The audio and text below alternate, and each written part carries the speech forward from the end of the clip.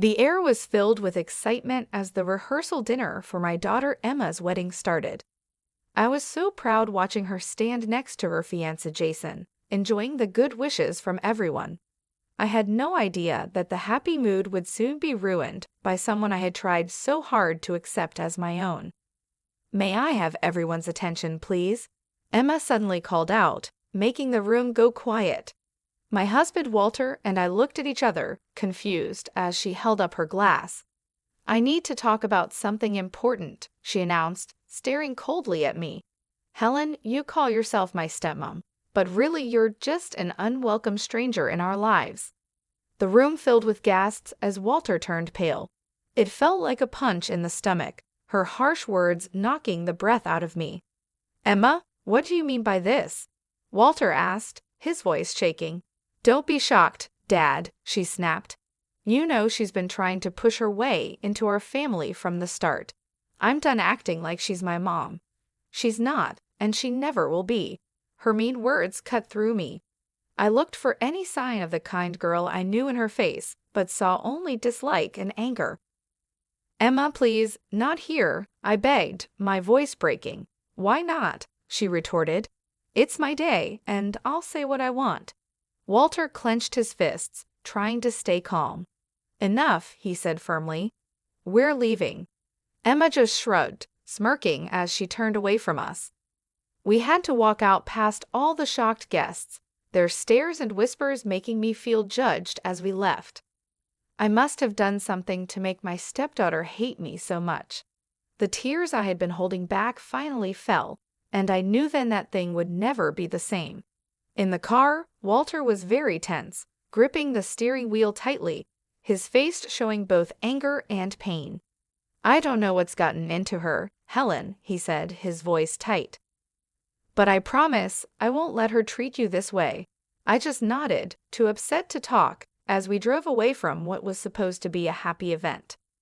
I kept wondering what had changed the sweet, loving girl I knew, and what difficult times might be ahead for us after her hurtful outburst. Maybe Emma began to dislike me when I married her father and became her stepmother, or perhaps it started even before that, influenced by her mother, Julie. Julie had once told her, as she gently touched her hair, "No one can ever replace your real mother." Those words had left a bad feeling, but I tried to ignore it, hoping to create a warm relationship with Emma. "I'm not trying to replace anyone," I had assured her softly. "I just want us to be friends." She nodded, but her empty look showed no warmth. It was like there was already a wall between us, built stronger by her mother's mean comments. At first, Emma was polite, though a bit cold. But as time went on, her true feelings started to show. "Why are you always trying to butt into my life?" she snapped one day when I just asked about her weekend plans. Walter gave her a stern look. "Emma, don't talk to your mother like that." "She's not my mother," Emma yelled back, anger twisting her face. She left the room quickly, leaving me stunned by her harsh words. Walter just shook his head, looking disappointed and resigned. From then on, Emma made it clear she didn't like me. She would roll her eyes when I came into a room and make mean comments quietly. If I tried to help or ask something, she would snap back as if she couldn't stand me being around. "You're not fooling anyone with your fake concern," she sneered one day. Her dislike for me was obvious, and it hurt. I asked if she needed a ride to her friend's house. "Emma, that's enough," Walter warned, losing his patience, but she didn't listen. It became clear that her mom, Julie, was fueling Emma's growing dislike for me. Whenever we met, Julie's fake smile hardly hid her joy in seeing our troubled relationship. "I don't know what you've done to make my daughter dislike you," she would say with a slight grin, "but you'll just have to deal with the consequences." And deal with them I did. Emma's hostility grew like an untreated wound, hurting our family life more every day. I had no idea her coldness was just the start of even worse behavior that seemed impossible to stop. After she quit college, with no clear goals, she became even meaner, using her complaints to try to get money from us. "Give me $10,000, or I'll tell everyone how awful you are as a stepmom," she threatened one day in the kitchen. I was shocked. "Emma, why are you saying this? I've always tried to be nice to you." "Save it," she snapped. "Just give me the money, and I'll leave you alone for a bit." I felt desperate. "I don't have that kind of money," I told her. Her eyes narrowed. "Then find it, unless you want everyone to know your secrets." From then on, it was a constant pattern. Emma demanded more and more money, and her threats got worse if I said no. Walter was stuck in the middle, trying to please both of us while figuring out why his daughter had changed so much. "Please, just give her what she wants," he pleaded one night after yet another big fight. "I can't take all this fighting." But I knew that giving in would only make her more demanding, so I stood firm, even as Emma became more cunning. "You think you're so great with your job at the school," she mocked. "Just wait until everyone knows the truth about you." Her veiled threat really scared me. I could only imagine the kind of hurtful lies she could tell, which would affect my colleagues and the students I was committed to helping. Through all of this, Julie was always there, her mean smile supporting her daughter's terrible actions. "You reap what you sow, Helen," she sneered during one of her frequent unwanted visits. "Maybe if you were a better stepmom, Emma wouldn't be like this." Her words hurt deeply, stirring up a storm of emotions inside me: anger, pain, and betrayal. But even as I felt overwhelmed, a small spark of determination started to grow in me. I couldn't just let things happen to me anymore. If Emma wanted a fight, then I was ready to stand up to her and show everyone the kind of person she really was. And if Julie thought she could keep causing trouble from behind the scenes, she was mistaken. It was time to stop being nice.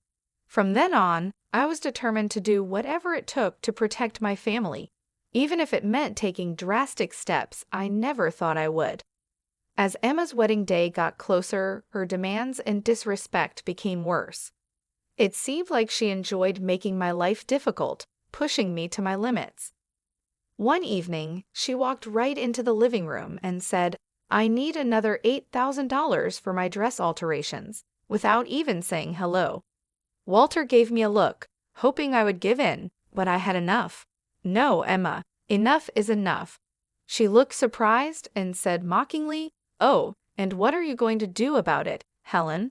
Go cry to Daddy like you always do." My fists clenched at my sides, anger rushing through me.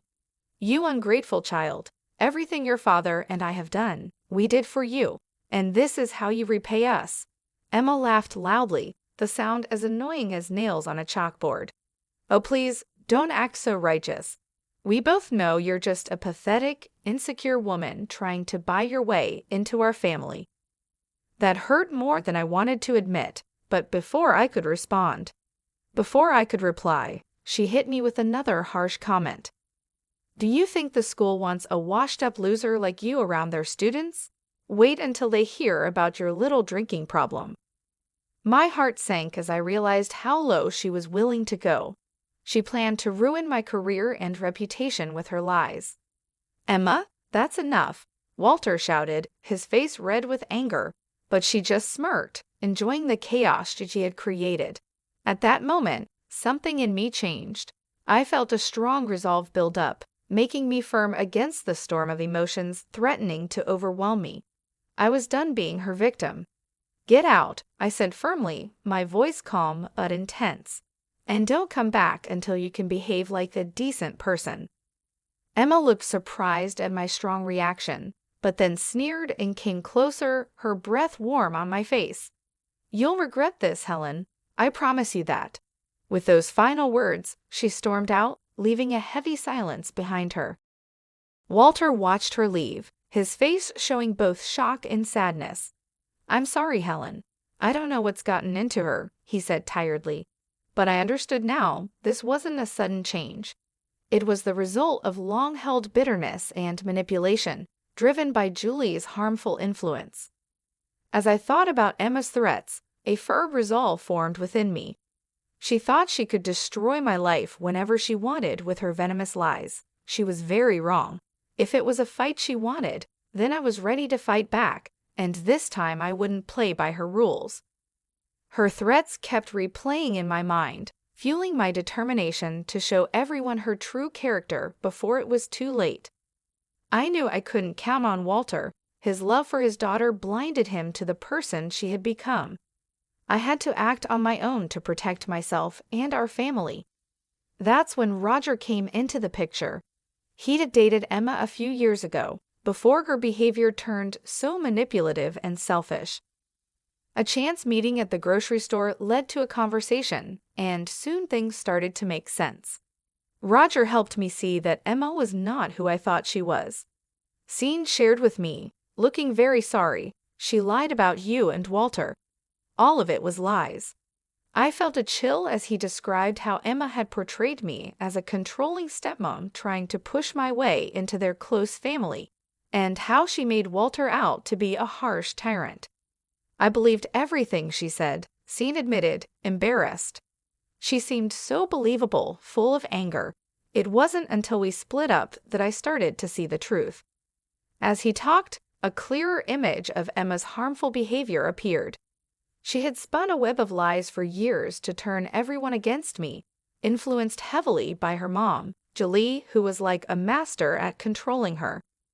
From the start, she's been filling Emma's head with twisted thoughts about you trying to take her mom's place, Sean told me, which made me feel sick as everything started to make sense. All this time, I was the target of their mean plan, painted as the bad guy in their story. But Sean had more to say. He explained that Emma's upcoming wedding was just a cold-hearted plan to get more money and status. "She doesn't love Jason," he said dismissively. "She's just using him to get the lifestyle she wants. Once she's done with him, she'll move on to the next guy." Hearing this confirmed my doubts about Emma's shallow feelings, but it was still hard to accept. After talking with Sean, my head was spinning with all he had told me. For too long, I had let Emma and Julie control the story. Now, with the truth on my side, I was ready to confront them, to break apart their fake story, and show everyone what was really going on. No more being the victim, no more being scared of their threats and lies. It was time to fight back. The day of Emma's wedding was sunny, but inside the church, the air was tense. As I watched her get ready, admiring herself in the mirror, a firm resolve grew in me. Today, the truth would come out. Julie, fixing Emma's veil, cooed, "You look beautiful, sweetheart, just like a princess on her special day." Emma smiled, soaking up her mother's compliments. Seeing this, my stomach turned. Yes, it was like a real-life fairy tale, but I knew the truth behind the facade. I couldn't help but make a sarcastic comment, complete with a handsome prince and a wicked stepmother. Julie glared at me, but Emma just laughed, not seeming to care about the meaning behind my words. "Speaking of wicked stepmothers," she said coldly, "I'm surprised you even showed up, Helen, after how you've treated me. I half expected you to boycott the whole thing." I laughed bitterly. "Oh, believe me, I thought about it, but I wouldn't miss this for the world." Before she could say anything else, Walter appeared with a forced smile. "Everything okay in here?" he asked. "Just peachy, Dad," Emma replied sweetly, her voice dripping with sarcasm. "Helen and I were just having a little heart-to-heart." Walter looked like he wanted to ignore the tension. "Well, it's almost time. You ready, kiddo?" Emma nodded, suddenly looking excited to walk down the aisle. As the ceremony began and the music played, I took a deep breath, preparing myself. The ceremony went by quickly, with empty vows and fake smiles. But as Jason and Emma were about to kiss, I knew I had to speak up. "Stop!" I shouted, my voice echoing in the quiet church. Everyone gasped and looked at me. Emma's face twisted in anger, her fists clenched. "What is the meaning of this?" she hissed, her voice shaking with rage. Taking another deep breath, I looked at her firmly. "The meaning, Emma, is that I can't just watch you lie and manipulate everyone anymore." Julie's face went white as she realized what was happening. Before she could say anything, I continued, pulling out strong evidence that Sean had given me. This included texts, emails, and recordings that exposed Emma's deceit. For years, you've lied and turned everyone against me while acting like the victim, I announced confidently. Not anymore.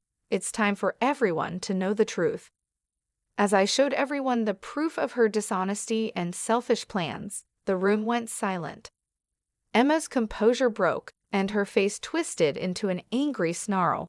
"You liar," she shouted, lunging at me. "How dare you ruin my special day?" But it was too late. The truth was out there for everyone to see. Jason's family looked shocked and disgusted. The crowd's reactions showed that Emma's carefully built facade was collapsing. Standing there, alone and exposed, she seemed like a shadow of the person she used to be. I felt a mix of pity and triumph.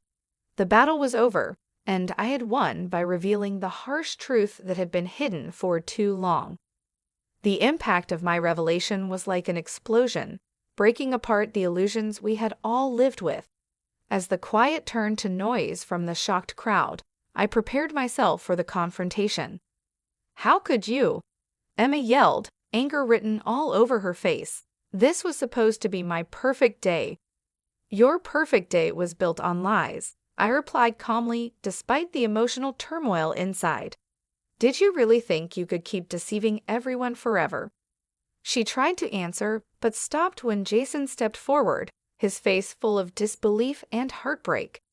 "Is it true?" he asked desperately, hoping she would deny everything. "Were you just using me this whole time?" For a moment, I almost felt bad for her. Then she smirked, her cold, calculating gaze returning. "Of course not, baby," she said, reaching out to touch his cheek. "You know how much I love you. Helen is just trying to cause trouble like she always does." Emma's words made me clench my fists so hard my nails dug into my palms.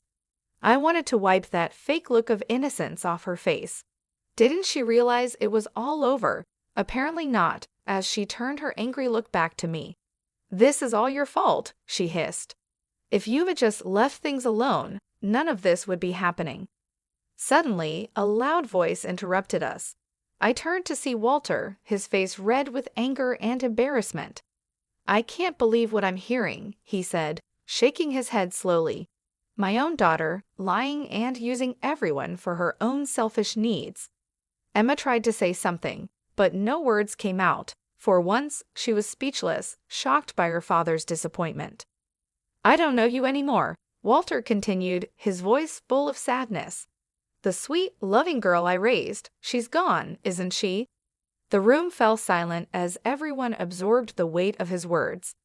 Emma and Julie, her mother, locked eyes, silently challenging each other. Finally, Julie spoke harshly. "Well," she demanded, staring hard at her daughter, "aren't you going to defend yourself?"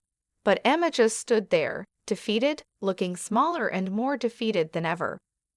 With a disgusted snort, Julie stormed out, followed by Jason's family, their faces showing everything from pity to disgust. And just like that, it was over. The grand event Emma had carefully planned lay in ruins, her dreams shattered. As Jason left the church, his face filled with pain, I felt a bit sorry for him.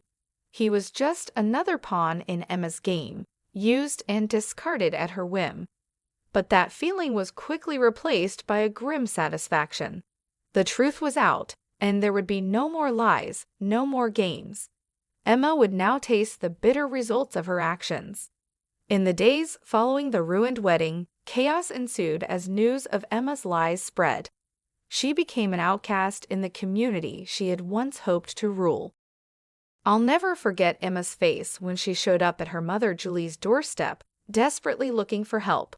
"Please, Mom," she begged, her voice full of tears she was trying to hold back. "You have to help me. I have nowhere else to go." But Julie just looked at her with disgust and a bit of pity, her lips twisting into a sneer. "Help you," she scoffed, her laugh bitter. "After the mess you made in public, embarrassing yourself and our family." Emma stepped back, shocked. "But you're my mother. You're supposed to support me no matter what." "There are no sides anymore," Julie replied slowly, shaking her head. You've destroyed all your relationships, pushed away everyone who cared about you with your endless greed and lies." Her harsh words cut deep, each one like a sharp blade. I could see the moment Emma realized the truth, felt the full weight of her loneliness.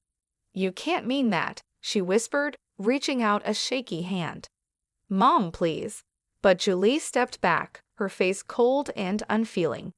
"I don't know who you are anymore," she said flatly. "The daughter I raised would never sink so low. You've made your bed, Emma. Now you can lie in it alone." With those final harsh words, she turned and went back inside, leaving Emma alone on the doorstep, broken.